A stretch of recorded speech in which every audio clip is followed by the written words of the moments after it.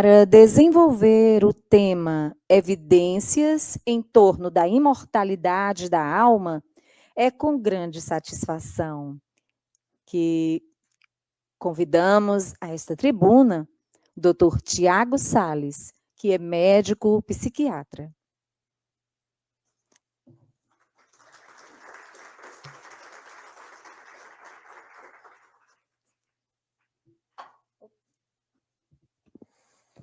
Boa tarde a todos. Eu primeiro queria agradecer grandemente a esse convite. Para mim, muito me honra estar aqui. Doutora Eliane, doutora Ângela, mentoras queridas, o doutor Eduardo também, um grande amigo, colaborador. Estou em família, me sinto em família e fui convidado para falar sobre um tema diferente, né? Normalmente, como médico, me chamam para falar sobre doença, mas é muito bom poder falar da essência da doutrina. E aí, falar da doutrina, falar de Cristo e falar de toda essa sintonia que temos com a nossa transcendência, que é fonte de saúde mental em absoluto. E isso é dado científico. Então, vamos lá. Muito bem, gente. Vamos lá. Vamos falar de evidências da imortalidade da alma, mas, assim como em qualquer tema que a gente vai tentar gerar conhecimento, tentar fazer divulgação, a gente precisa explicar o ponto de partida. Então, vamos lá. Gente, quando a gente vai falar, por exemplo, sobre transtornos mentais, visto pela perspectiva espírita, a gente tem que se amparar no ponto de observação. E a física quântica já fala muito sobre isso, né? O observador afeta o resultado da observação. Então, onde é que a gente teria, porque não todo tipo de conhecimento, ele tem que gerar saúde mental. Então, entender a imortalidade da alma tem que gerar saúde mental para a gente. E qual é essa saúde mental do ponto de vista da doutrina? Nós temos a saúde mental nessa interseção tríplice que a doutrina abraça. Ciência, filosofia e religião. Isso é fato. E aí, quando a gente vai falar sobre a perspectiva da psiquiatria e da psicologia, são ciências.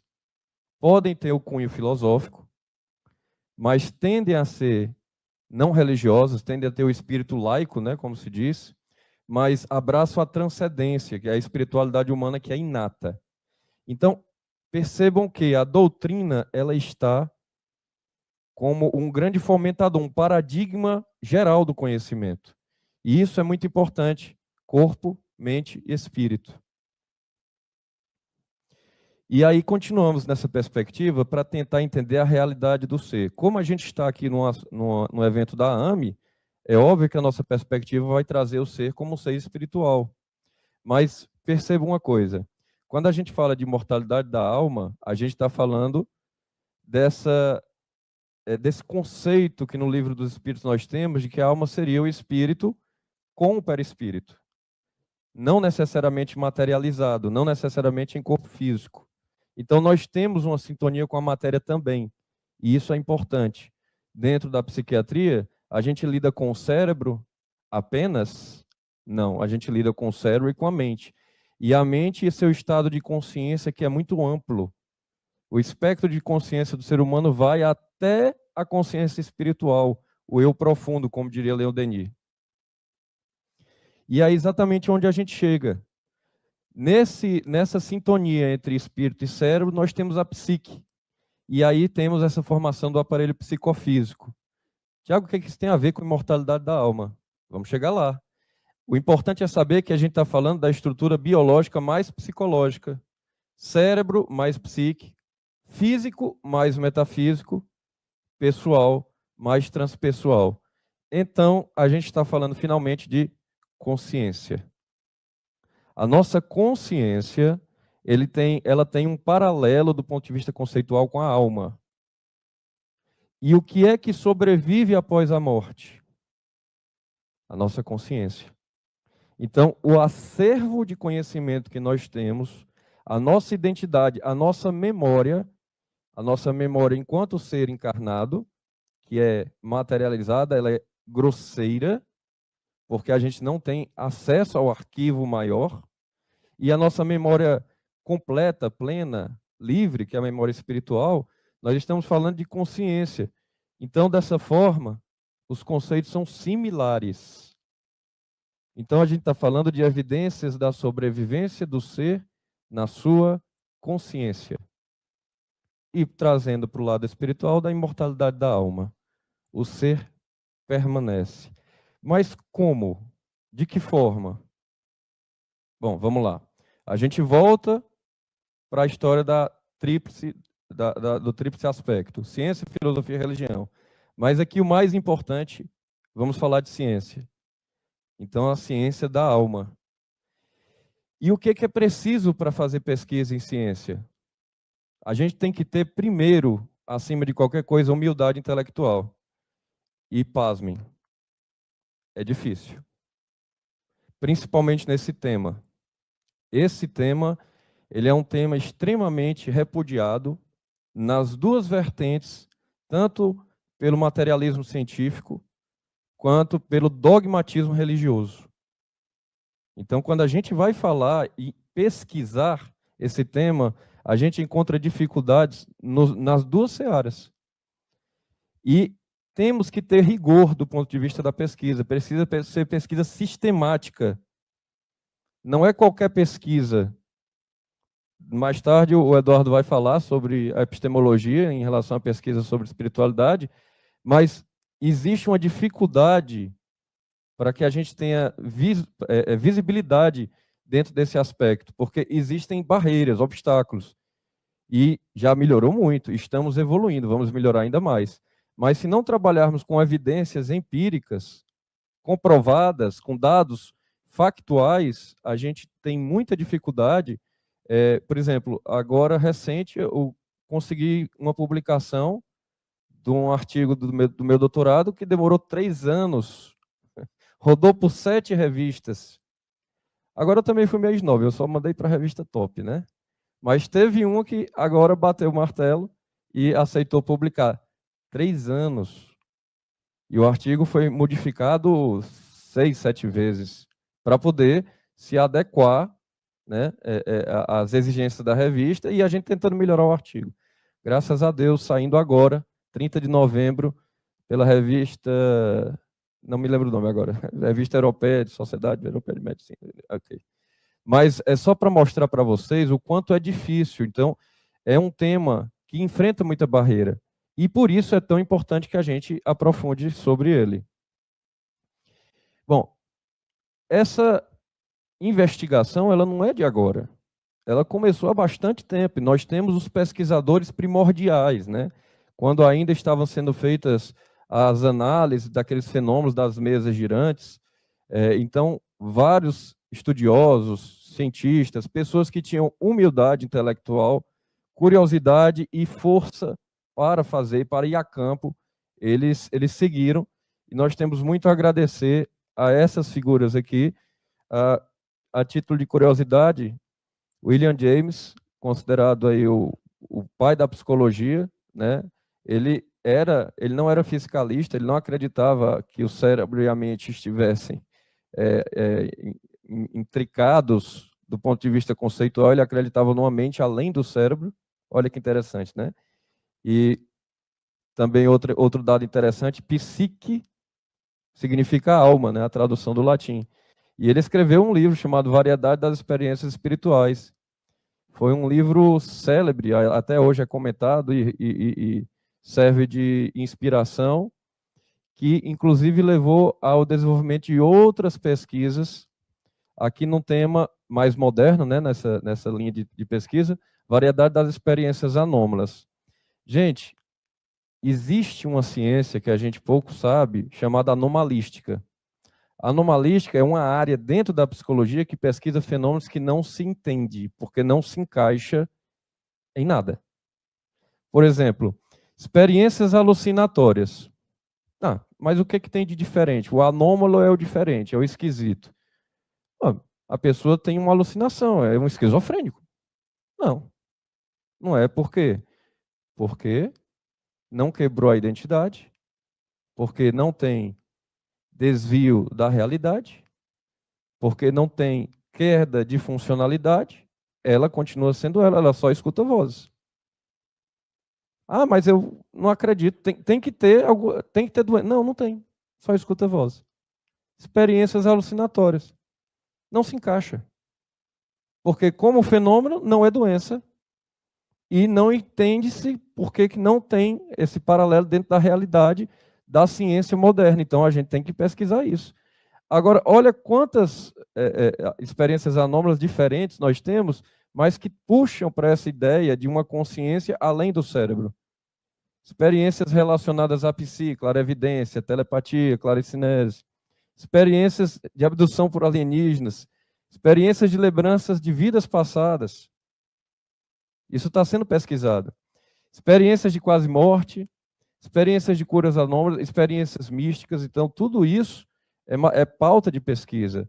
E aí a gente chega no que hoje temos de mais moderno do ponto de vista de publicação científica, que é Science of Life, Death, que é do Alexandre Moreira Almeida, que é um professor universitário lá da Universidade Federal Juiz de Fora. Eu considero, e acredito que não esteja só, o maior pesquisador atual nesse tema, em relação à espiritualidade e saúde.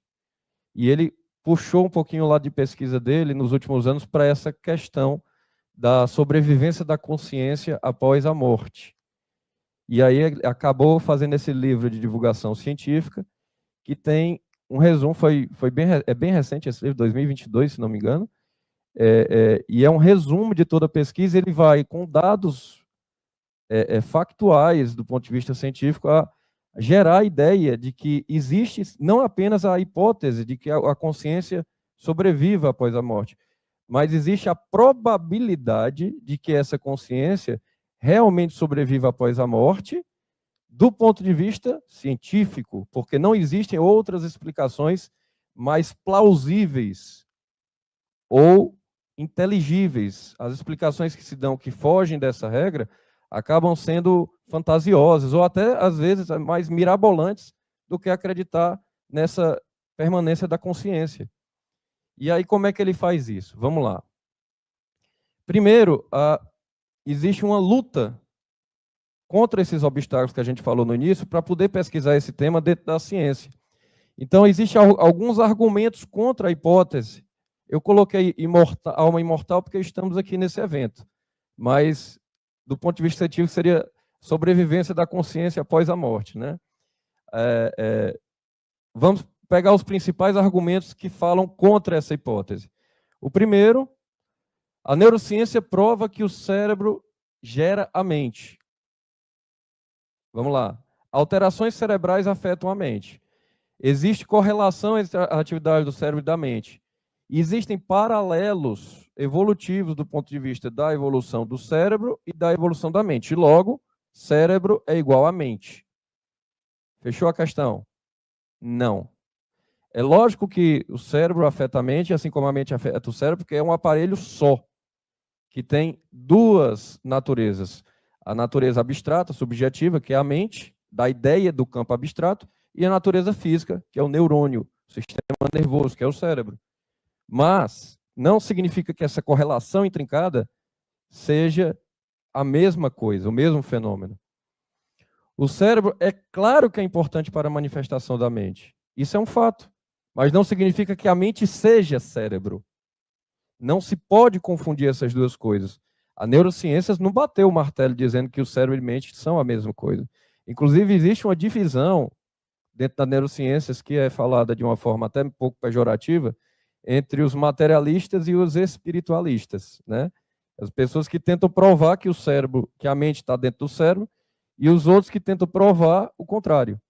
Mas até hoje não se tem uma evidência cabal que mostre nem para um lado nem para o outro. O que nós temos são indícios e probabilidades.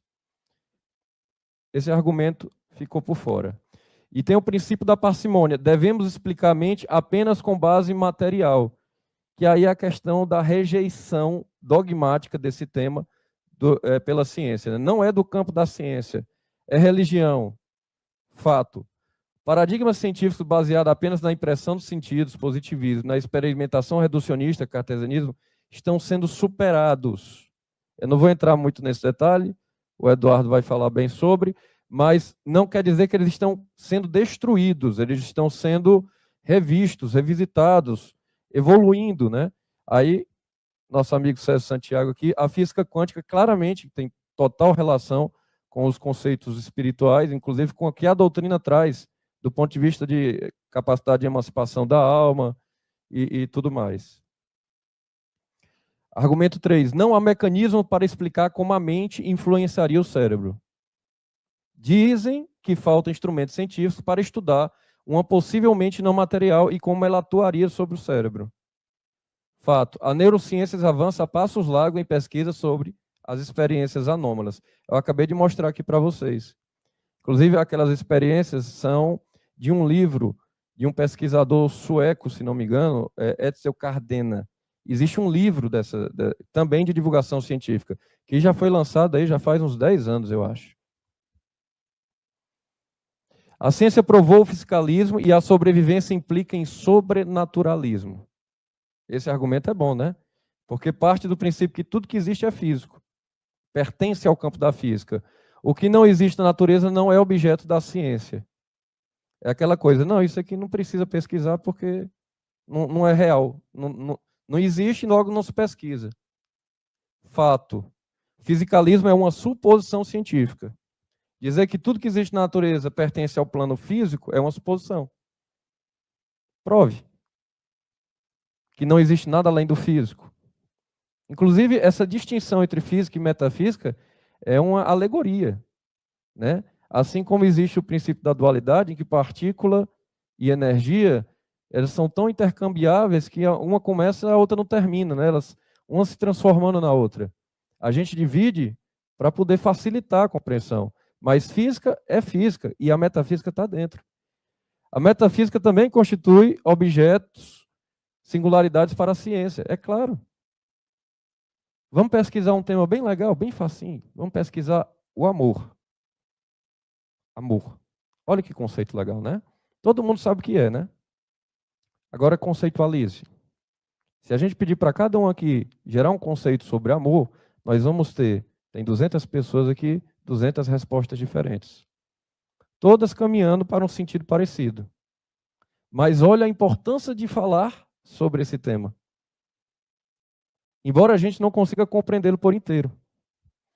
A imortalidade da alma não nega ou negligencia a conquista científica. O fato de a ciência buscar indícios de que o ser é uma alma imortal, e quanto mais se comprova, não de forma plena, mas de forma probabilística, esse dado, isso não nega nada sobre a realidade humana e sobre as pesquisas que estão sendo feitas em outros planos.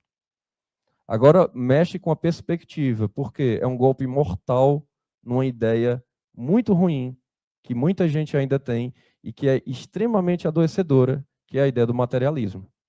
Quando eu morrer, acabo. É triste, né? Você pensar que depois de você viver tudo isso, toda essa energia de aprendizado, de geração de conhecimento, de evolução, a gente simplesmente vai deixar de ter. Não faz sentido, porque a natureza não perde nada. Tudo é importante. A sobrevivência implica em dualismo cartesiano, que é rejeitado por pessoas instruídas. O dualismo cartesiano fala porque Descartes, né, que é o grande pai do método científico, né, que também está em processo de superação, ele tinha uma linha, uma vertente extremamente espiritualizada, né? E ele próprio acreditava que o ser, ele tinha esse dualismo, ele era ser físico, era corpo e espírito. Olha que interessante, né? Se a gente for no berço da ciência moderna, a gente vai encontrar uma espiritualidade lá enraizada. E isso é refutado pela ciência. A hipótese do ser dual nunca foi comprovada cientificamente. Então, dizer que o ser é espírito e corpo nunca foi comprovado. A sobrevivência da mente após a morte não é um fato, logo é crendice. Pessoas racionais preferem crer na ciência. A gente já deve ter ouvido alguém falar alguma coisa parecida. Vamos lá. Fato. A hipótese do ser dual nunca foi refutada. Você não provou que existe um espírito no ser humano. mas nunca foi provado que não existe. Então, é pauta da ciência. Inclusive, é um princípio da não falseabilidade, de Karl Popper, que é outro epistemólogo. A imortalidade da alma não contrapõe a ciência, ao contrário, se presta ao estudo. O fato da alma ser imortal em hipótese gera que tipo de adversidade para o pensamento científico? Nenhum. É mais uma pauta para a gente estudar. E, epidemiologicamente, níveis mais altos de educação estão mais correlacionados com a crença na imortalidade da alma. Interessante isso, né? Tirando China e tirando Rússia, as grandes nações do mundo que têm o maior nível de escolarização, a gente vai ver que as pessoas acreditam na sobrevivência da consciência após a morte. E isso não é do ponto de vista de traçado religioso ou de cultura religiosa, é na crença da sobrevivência do ser. E só. Então não tem a ver com racional, a pessoa ser racional, crer na ciência. Tem a ver com postura, posicionamento. A humildade de pesquisar algo, a gente pode acreditar do ponto de vista religioso. Claro. Mas do ponto de vista científico, investigador, a gente tem que ter um pouco de ceticismo. Mas esse ceticismo deve nos levar à busca. E essa é a questão. Por que não pesquisar esse tema? Claro que pesquisa. Importantíssimo. Dado. Não haveria nenhum argumento sólido ou evidências empíricas que forcem a rejeição a priori da hipótese da sobrevivência para o que eles chamam de experiências anômalas espirituais. Não há nenhum argumento ou evidência que impeça essa pesquisa, porque a hipótese é válida. Sendo hipótese válida, é pauta de estudo. Bom, a gente conseguiu, então, gerar um espaço para poder pesquisar isso.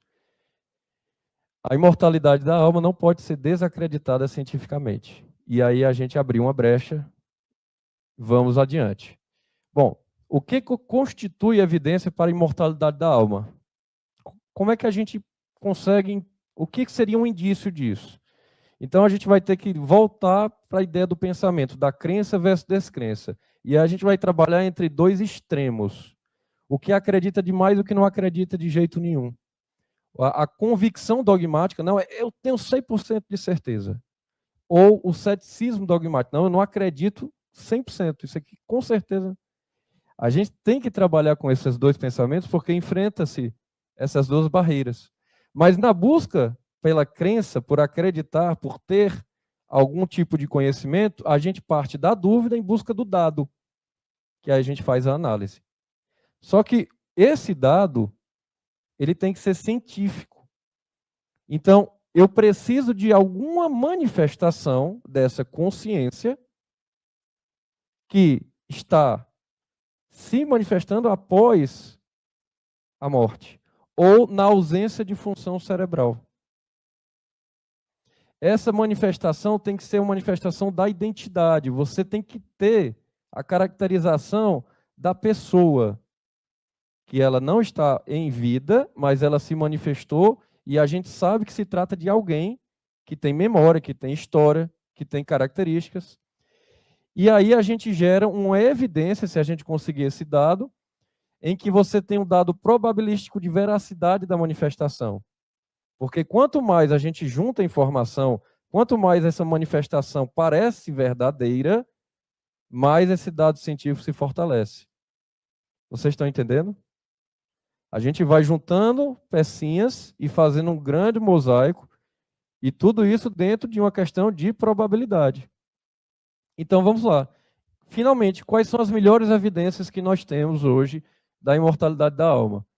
Estudos sobre experiências de quase morte e experiências fora do corpo, estudos sobre aparições, estudos sobre mediunidade, estudos sobre a reencarnação.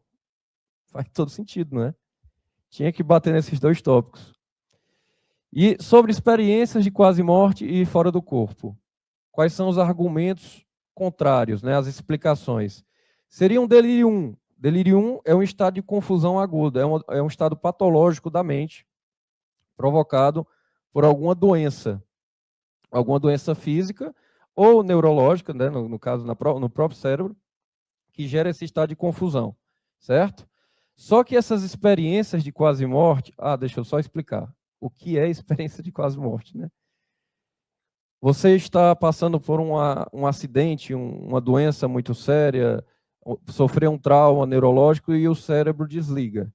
Isso pode acontecer, por exemplo, com um infarto.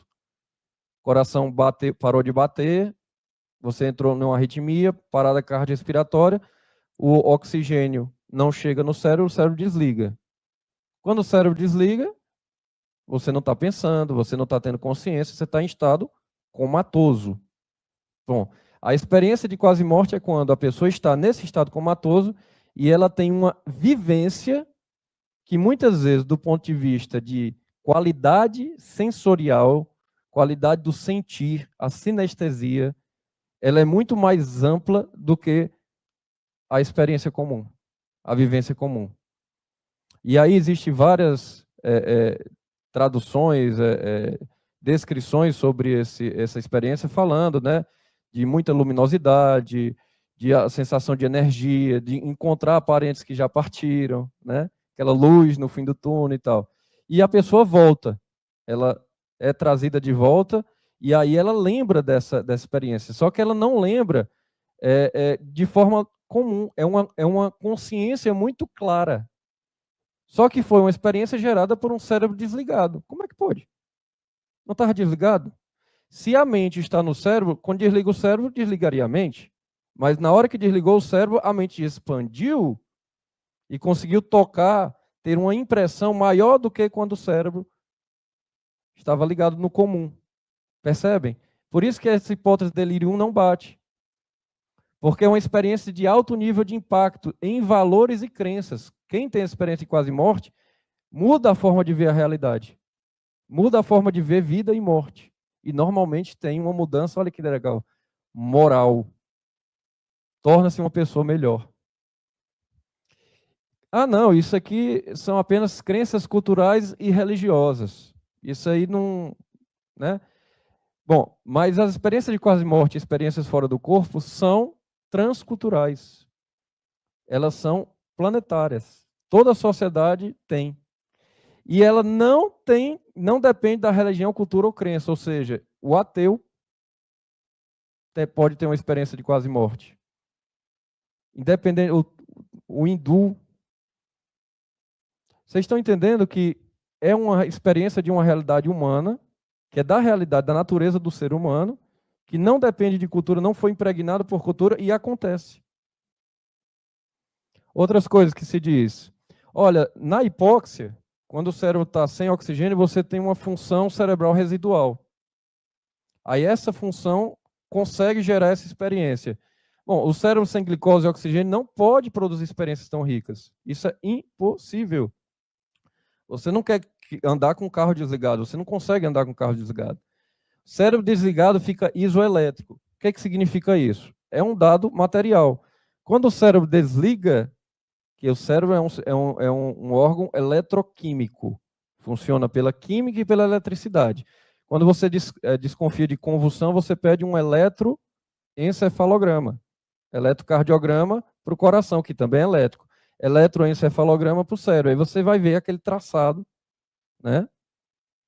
E aí, quando você tem uma convulsão, você vai ver uma anomalia naquele traçado.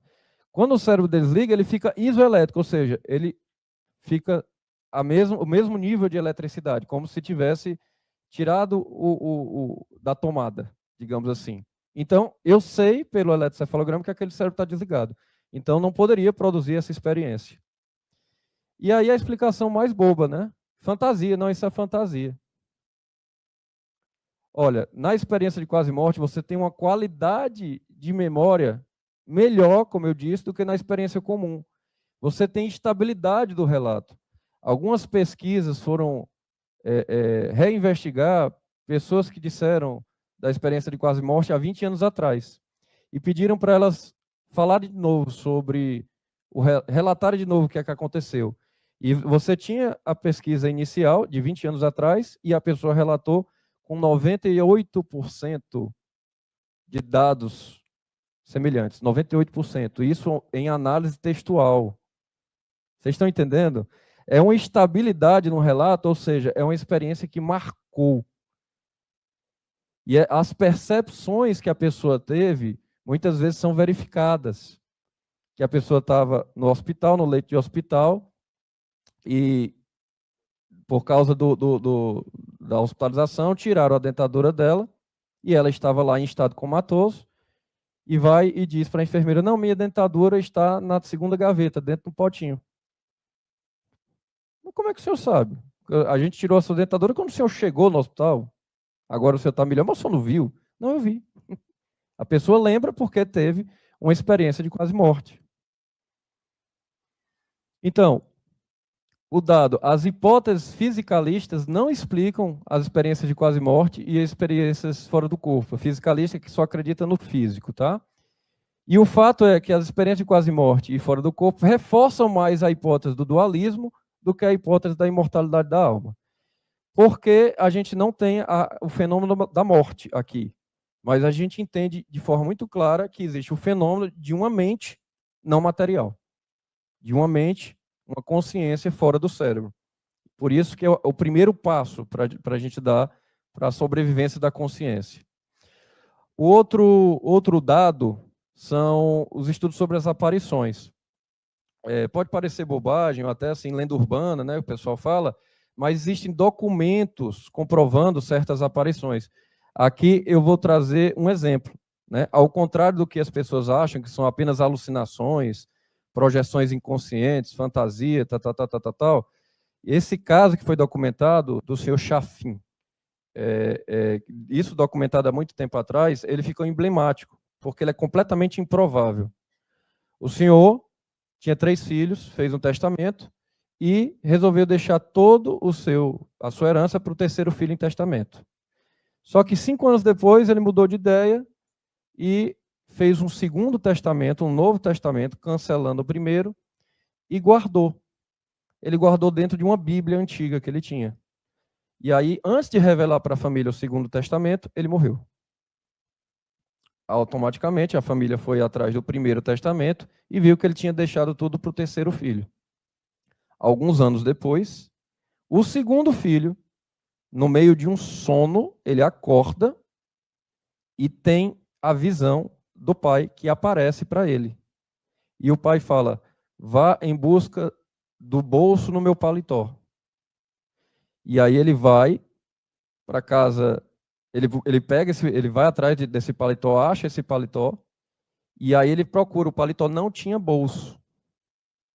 Só que ele, pegando assim de lado, ele encontrou uma certa resistência, o bolso era costurado, aí tinha um papel escrito. E no papel tinha escrito, Gênesis, procure em Gênesis, versículo tal, parágrafo tal, da minha Bíblia antiga. Aí lá ele vai na casa da mãe, aí encontra essa Bíblia, quando abre está lá, o 2º Testamento. Como é que ele encontraria isso, do ponto de vista de, se ele estivesse buscando, procurando, se ele soubesse da existência desse 2º Testamento? Então, esse dado documentado é também um indício de que esse ser, o senhor Chafin, ele possivelmente apareceu para esse 2º filho, talvez assim, para diminuir a angústia da alma, né? E poder fazer o que queria ter feito em vida. E aqui a gente parte para um ponto muito interessante, que são os estudos sobre mediunidade. A primeira coisa que diz é que a mediunidade é um transtorno psicótico ou dissociativo. Bota no campo da doença, né? Joga para o psiquiatra lá. Mas isso já caiu.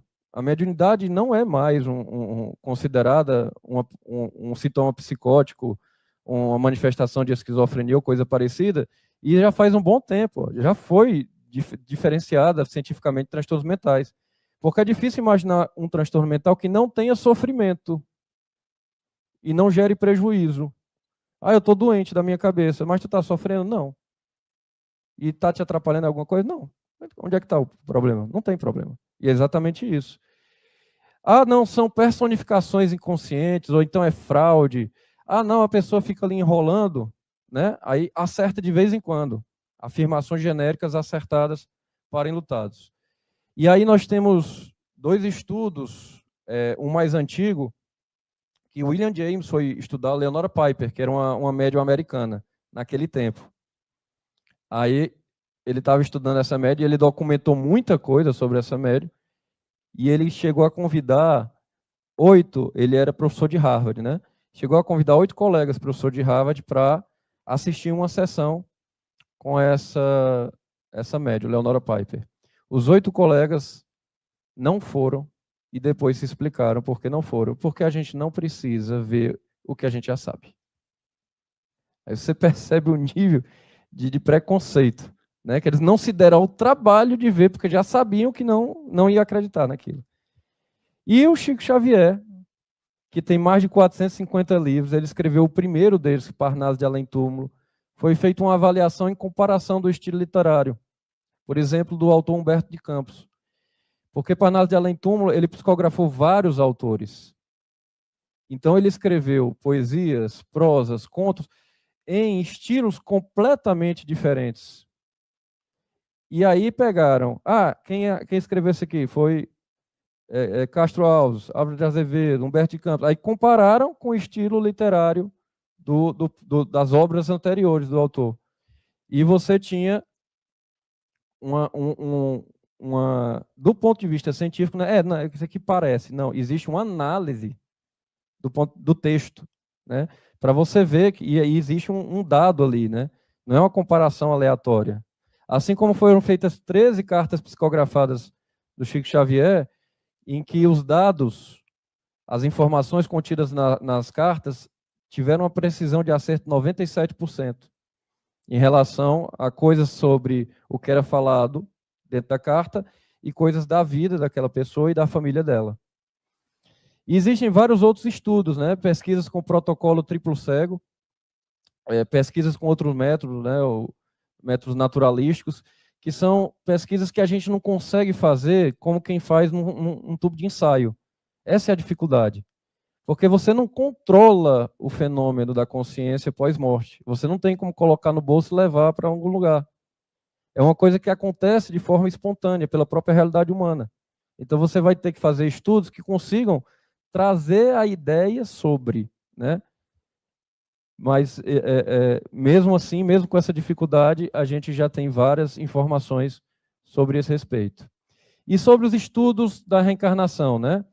Que, para o campo científico, não se fala reencarnação, né? Alegadas memórias de vidas passadas. Isso é mais comum em crianças. Não à toa, dentro da doutrina espírita, a gente sabe que o espírito demora um tempo, né? Na fase da infância para, digamos assim, colar no cérebro, né? Então, a consciência espiritual é mais expandida na fase infantil. E aí, dizem fantasias de crianças, afirmações genéricas, fraude. Nós temos 5 pontos dessas manifestações que reforçam a possibilidade de que sejam realmente memórias de vidas passadas. São memórias precisas. A criança fala uma coisa com uma precisão antes mesmo de ser verificado. Só foi verificado depois que foi dito. Marcas e defeitos congênitos compatíveis com a lesão da morte anterior. Quando nasce com uma marca no pescoço e existe ali a memória de que houve um enforcamento. Reações emocionais e sintomas de TEPT, transtorno do estresse pós-traumático, correspondentes com situação da morte anterior. A criança tem uma fobia inexplicável com água, muito medo de água e tal, e dentro da memória está correlacionada a questão de um afogamento, a sensação de afogamento ou coisa parecida. Habilidades não aprendidas, né? Crianças que falam línguas que nunca foram visitar aqueles países diferentes, ou têm habilidades artísticas, tocam piano e tal, e isso aqui foi pesquisado por diferentes pesquisadores em diferentes culturas, né? Tem mais de 2.500 casos documentados sobre isso. Não é brincadeira, é um corpo de pesquisa muito grande. Aqui cita-se o pesquisador indiano, Haraldson, Ian Stevenson, que é o mais famoso, inclusive o Alexander Moreira, foi direto na fonte quando ele começou a pesquisar dentro dessa linha, desse tema. Ele foi conversar com o Stevenson, que à época estava vivo, e foi tentar entender como é que ele desenvolveu essa pesquisa. Ele conseguiu mais de 2.000 casos de memórias de vidas passadas. E aqui no Brasil nós temos um pesquisador, que é Hernando Guimarães, que documentou também e já publicou 8 casos. Pois bem, aí diante disso, desses indícios, né, dessas evidências, ainda existe outras explicações que tentam tirar essa hipótese, né, desqualificar a hipótese da sobrevivência da consciência.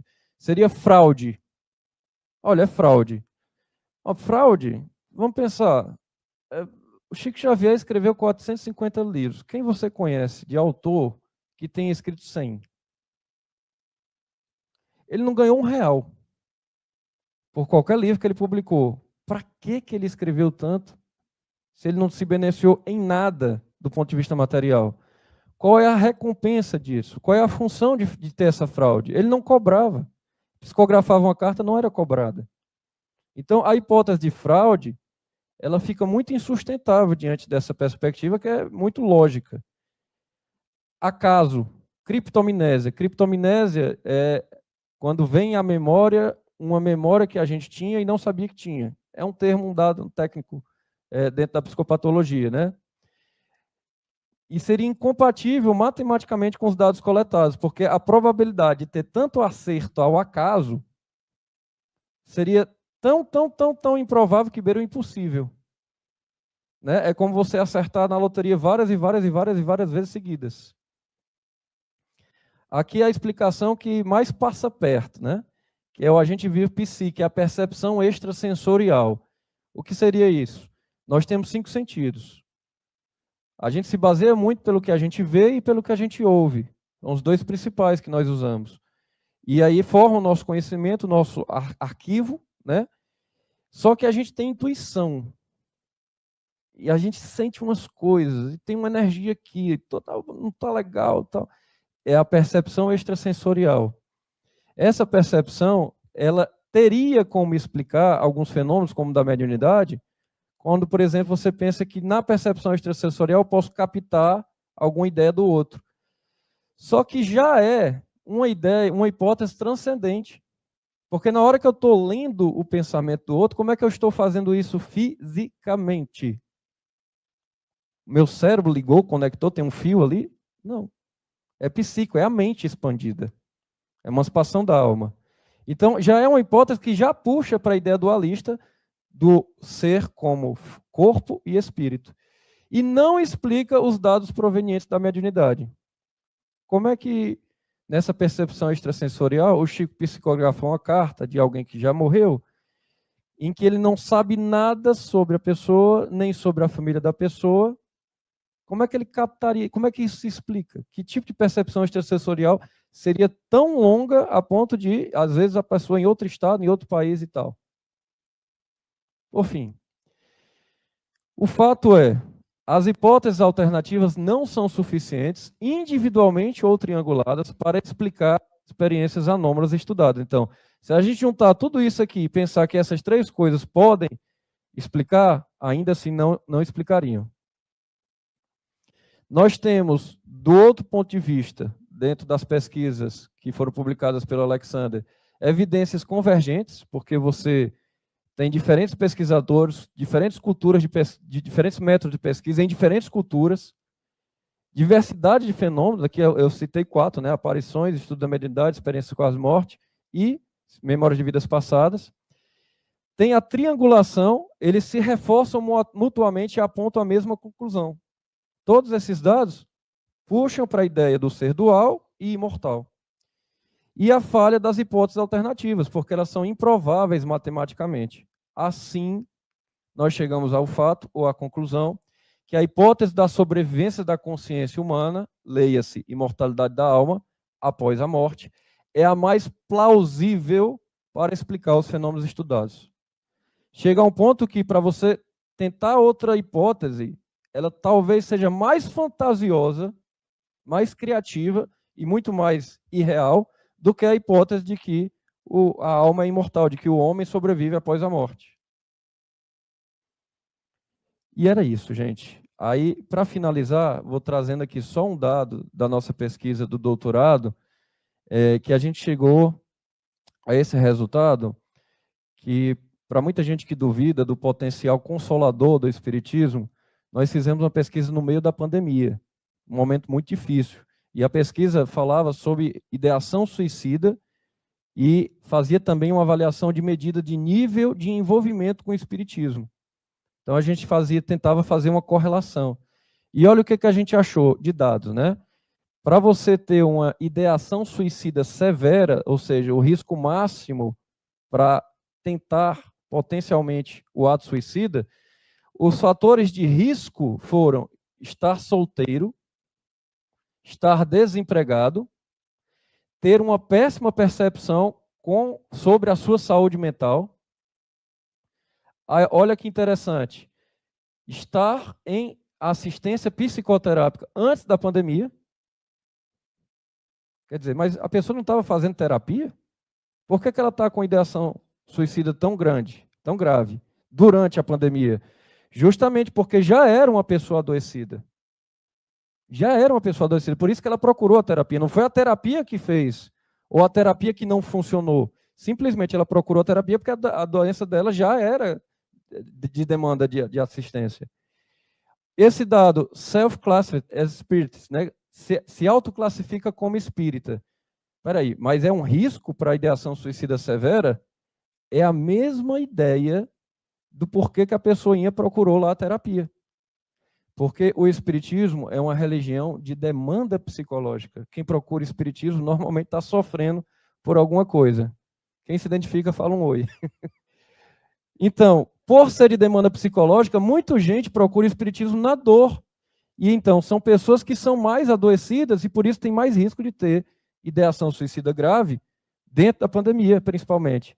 Mas o único dado estatisticamente significativo que deu para proteger da ideação suicida severa foi ter um envolvimento com o espiritismo regular, alto ou muito alto, antes da pandemia. Então, de toda a pesquisa, a gente pesquisou mais de 100 dados com 848 pessoas, no ano de 2021, no meio da segunda onda da pandemia. O único fator de proteção que foi no final da estatística foi estar envolvido de regular para cima com o espiritismo antes da pandemia. Então, a doutrina é consoladora, ela gera saúde, aquece o coração e eleva o espírito. E para quem quiser mais dados, doutora Ângela, queridíssima, eu estou fazendo essa propaganda aqui, nossa obra, são os e-books do nosso material do mestrado, completamente de graça, quem quiser, pode baixar pelo QR Code, ou então está lá disponível de graça também no meu Instagram. Gente, muito obrigado pela atenção, Deus abençoe a todos nós.